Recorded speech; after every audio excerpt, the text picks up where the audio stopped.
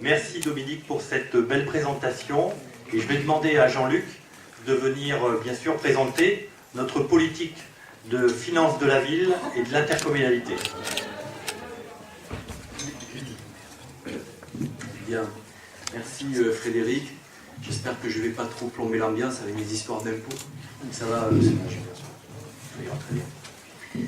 Alors, les résultats de notre atelier finance qui a été mis en place et que Frédéric m'a bien aimablement demandé d'animer, donc a été composé d'un certain nombre de personnes, donc toutes ne sont pas ici, mais il y avait notamment José Vergès qui a travaillé avec nous, retraité ancien inspecteur du Trésor.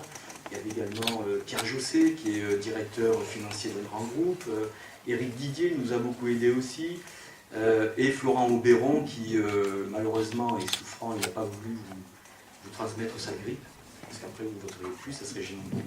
Mais enfin il nous a aidé, c'est quelqu'un qui a une grande expérience dans le secteur bancaire. Voilà, donc c'est le fruit d'un travail collectif que je vais vous restituer ici. Nous avons choisi d'aborder la thématique des finances avec l'intercommunalité. Pourquoi on a voulu faire ça? D'abord parce que il faut bien comprendre la mécanique des flux financiers entre le SICOVAL et la commune, parce que ils sont extrêmement importants pour comprendre la mécanique. Sinon, on est très perméable aux discours politiciens qui parfois ont tendance à traverser la réalité. Pour parler simple, le SICOVAL est la collectivité à laquelle les communes transfèrent des compétences. Transfèrent des compétences, donc elles transfèrent des charges. Et pour financer ces charges, le SICOVAL a besoin de financement. Donc les communes transfèrent aussi des ressources, notamment de la fiscalité. De fait, sur notre territoire aujourd'hui, le SICOVAL décide et encaisse la fiscalité sur les entreprises, se finance et reverse le reliquat aux communes. Vous voyez que tout est extrêmement impliqué. Gardez ce schéma en tête parce que ça permettra de bien ne pas se limiter, si vous voulez, à ce qui est affiché dans la vitrine et peut-être d'aller voir un peu dans l'arrière-boutique ce qui se passe. Nous, c'est ce que nous avons fait. Et ce que nous avons trouvé dans l'arrière-boutique, pour rien vous cacher, nous a un peu inquiétés. Pour 3 raisons. D'abord, les finances courantes, les dépenses courantes sur notre commune, au cours du dernier mandat, ont augmenté plus vite que les recettes.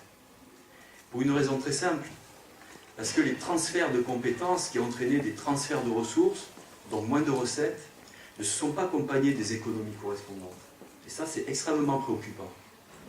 Deuxième raison, la fiscalité. Nous considérons que la fiscalité, les impôts que nous payons sur la commune sont trop élevés. Nous avons fait circuler il y a quelques semaines un tract sur ce sujet. Ce n'était pas pour faire de la communication politique, parce que je ne suis pas un grand spécialiste de la question, mais enfin, ce n'est pas avec des chiffres et des pourcentages qu'on arrive à capter les gens. Mais il nous a semblé que c'était utile de le faire. Parce que c'était notre devoir de citoyen de vous alerter sur cette désinformation généralisée qui consiste à faire croire que les impôts baissent sur la commune. Ce n'est pas vrai. On a expliqué comment l'accroissement de fiscalité créé par le SICOVAL ne s'accompagnait pas d'une baisse de fiscalité équivalente sur la commune. Donc non seulement les impôts sont hauts, ils sont plus hauts qu'ailleurs, mais en plus, ils se sont accrus durant le mandat. Troisième sujet de préoccupation. Ce sont les projets qui ont été non financés. Dominique vous a parlé de la salle du Bergeant. La salle du Bergeant, c'est 2,5 millions d'euros. C'est un projet qui a été lancé. Pas de financement derrière. Ça va se traduire par de l'accroissement de dettes et d'emprunts. Ces dernières semaines, vous avez vu tout un tas de projets de rénovation de trottoirs. Enfin, on a l'impression que les engins de chantier ont envahi les rues de notre ville. 3 semaines des élections, on saluera la délicatesse du procédé. Enfin, tout ça, va falloir le financer. Et donc, ça se traduira là aussi par de l'accroissement d'endettement. Alors, le maire nous dit, oui, mais depuis 1995, j'ai baissé la dette qui était de 4,5 millions, elle se retrouve plus qu'à 1,5 million. Oui, fin 2013. Et si vous rajoutez 2,5 millions pour le Bergeant, plus les 1 ou 2 millions qui traînent ailleurs, vous voyez, la courbe, il aurait pu la prolonger parce qu'en 2015, c'est ce qui va se passer. Alors, dans ce contexte, quelles sont nos propositions? Elles sont simples. Je me limiterai aux deux principales. La première, c'est de maîtriser le budget courant, les dépenses courantes, le budget de fonctionnement. C'est banal de le dire, c'est certainement plus difficile à faire. Pour cela, nous nous appuierons sur les compétences locales, sur les compétences des agents municipaux.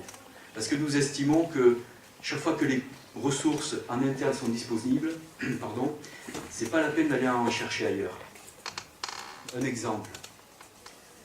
Vous savez, pour la concertation du projet, des projets, enfin, ou du non-projet, d'ailleurs on ne sait plus trop, de centre-ville, où on a demandé à un certain nombre d'habitants de donner leur avis sur le modèle de développement communal.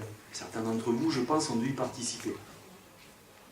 Le maire a fait appel à un cabinet pour ça, cabinet extérieur, qui a coûté 15 000 € à la commune. Nous nous posons une question simple.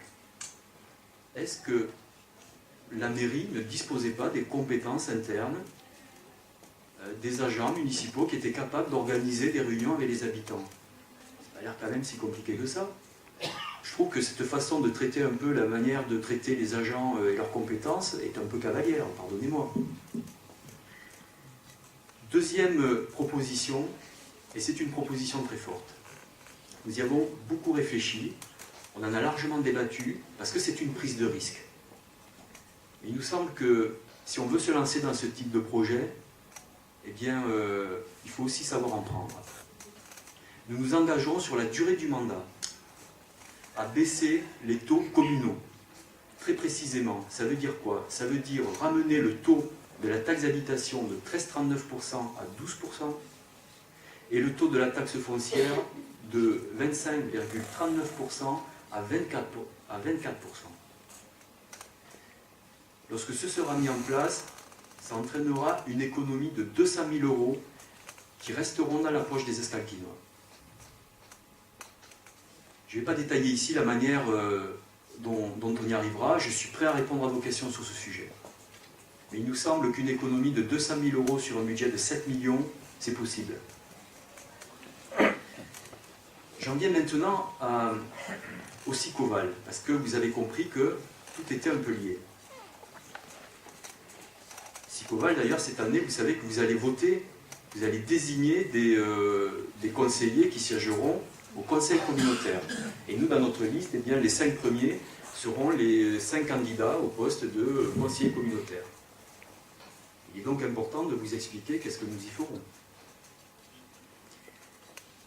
Le SICOVAL, vous l'avez compris, est une structure riche, très riche. Pourquoi? Parce qu'elle encaisse la fiscalité sur les entreprises. Or, sur le territoire de la Belginopole, du SICOVAL, dans le sillage de l'agglomération toulousaine, eh bien, nous sommes sur un territoire qui est particulièrement dynamique, un des plus dynamiques de France. Et nous nous en réjouissons. Donc le SICOVAL est riche. Ce que nous avons constaté pour notre part, c'est que plus il s'enrichissait, plus les dotations reversées aux communes étaient réduites. Alors on s'est posé une question, mais où passe l'argent? La lecture du rapport de la Chambre régionale des comptes de février 2013 sur le SICOVAL nous apporte quelques éléments de réponse. C'est un document public que vous pouvez consulter, il est en ligne sur le site de la Cour des comptes, et vous pourrez vérifier tout ce que je dis. Je vais citer 2 exemples qu'on trouve dans cet intéressant document. Le premier, c'est l'accroissement d'effectifs. De 2006 à 2011, il n'y a eu aucun transfert nouveau de compétences de la part des communes vers le SICOVAL. Pourtant, le nombre d'agents est passé de 238 à 340. Alors, il ne s'agit pas ici d'attaquer les agents du SICOVAL. Nous avons le plus grand respect pour les agents de la fonction publique territoriale. D'ailleurs, on en a même sur notre liste. Le problème n'est pas là. Mais on est quand même en droit de se poser la question. Est-ce que c'était nécessaire? Est-ce qu'il n'y avait pas d'autre solution? Est-ce que c'était urgent? Deuxième exemple, la réalisation du bâtiment de l'Astel, siège des services techniques du Sicoval. Vous savez, ce grand bâtiment à l'allure un peu babylonienne qu'on voit à côté du supermarché de Belgorod, il a coûté 17 millions d'euros. C'est-à-dire 80% du budget propre d'investissement du Sicoval pendant 3 ans. Le coût au mètre carré, c'est un peu plus de 2000 euros. Un coût 2 fois plus élevé que qu'on constate habituellement pour des bâtiments comparables. Qui, je vous rappelle, sont quand même pour moitié des bureaux et pour moitié des garages. Là aussi, il ne s'agit pas de remettre en cause la nécessité d'avoir des bâtiments, mais enfin, est-ce que c'était nécessaire de construire aussi cher, aussi grand, aussi beau?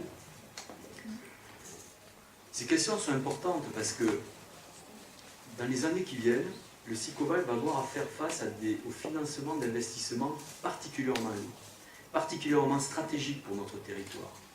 Je parle ici de l'arrivée du métro à la Beige. La facture à la charge de l'intercommunalité sera de 140 millions d'euros. 140 millions d'euros. Et là, vous voyez, on se situe un peu dans la situation du type qui veut acheter une maison, il se rend compte que c'est cher, et il regrette d'avoir acheté sa super bagnole quelques mois auparavant, parce qu'il se dit, mince, l'argent, j'aurais bien été content d'en disposer maintenant. Alors, 140 millions d'euros, comment seront-ils financés? Alors nous, très bêtement, on a lu Sicoval Info, puisque c'est la stratégie qui est exposée, définie par les présidents du Sicoval. On a lu un peu aussi la réponse faite à la Chambre régionale des comptes. Et là, on nous dit que pour financer l'arrivée du métro, eh bien, on va vendre des terrains. On va vendre des terrains. Simplement, pour vendre les terrains, pour financer à la hauteur des besoins, il faudrait que ces terrains soient vendus à 400 € le mètre carré. Aujourd'hui, un terrain au Sicoval est vendu à peu près 50 € le mètre carré. Donc, vous imaginez, mettez-vous dans la peau d'un investisseur, d'un promoteur, comment vous allez faire pour financer cet investissement, ce coût du foncier? C'est pas compliqué. Vous allez construire haut, vous allez construire dense, et vous allez construire pas cher. Donc, ce qui nous attend dans la plaine de l'Hers à la Beige, dans quelques années, eh bien, ce sont des tours de 50 étages. Et nous, là, nous disons, attention, est-ce qu'on n'est pas en train de tuer la poule aux œufs d'or? Est-ce que c'est vraiment opportun de revenir sur la stratégie de développement du Sicoval, qui jusqu'ici a été basée sur le développement économique?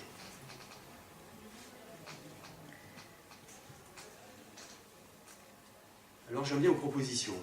Quelle politique nous défendrons si jamais vous nous faites confiance et nous avons l'honneur de défendre les intérêts d'Escalquens au Sicoval? D'abord, nous ne remettrons pas en cause le principe de l'intercommunalité. Parce que le principe de mettre en commun des compétences pour qu'elles soient moins chères, pour que toutes les communes, même les plus modestes, puissent en profiter dans une logique de solidarité territoriale, c'est un bon principe. Le principe consiste à mettre en commun la stratégie de développement sur un territoire commun. C'est un bon principe. Aussi, en revanche, nous aurons deux exigences. La première, c'est une exigence de vigilance, et la deuxième, de transparence. Je prends d'abord la vigilance. Je crois que on est arrivé à un point où le Sicoval dispose de compétences énormes, de moyens énormes. Et je crois qu'on ne peut plus se satisfaire d'une espèce de boîte au noir dans laquelle on ne sait pas ce qui se passe. Et donc nous nous engageons à être vigilants sur la maîtrise de la gestion de cette structure. Hélène, tout à l'heure, a parlé du tract qu'on a écrit sur l'eau. Là aussi, ce n'était pas pour faire de l'agite propre, c'était pour vous alerter sur un scandale quand même. Comment se fait-il qu'un service qui a été transféré au Sicoval, qui restait exactement le même, c'est-à-dire c'est la même eau qui arrive par les mêmes tuyaux dans nos robinets, le fait même d'avoir été transféré la renchérit de 40%. C'est pas tolérable, on ne peut pas continuer comme ça. Il faut exiger de la maîtrise dans la gestion et de la rigueur dans la gestion. C'est le message que nous porterons. Ensuite, la transparence. que là c'est pareil. Il faut savoir ce qui se passe. Le citoyen doit être informé. C'est une exigence démocratique. Et nous nous engageons là aussi à vous informer par le canal de communication habituel sur ce qui se passe au Sicoval, sur les décisions qui auront été prises, sur les choix qui auront été faits et sur la position que nous aurons défendue. Voilà, mesdames et messieurs, ce que je souhaitais vous dire sur les finances et sur l'intercommunalité. Et je vous remercie de votre attention.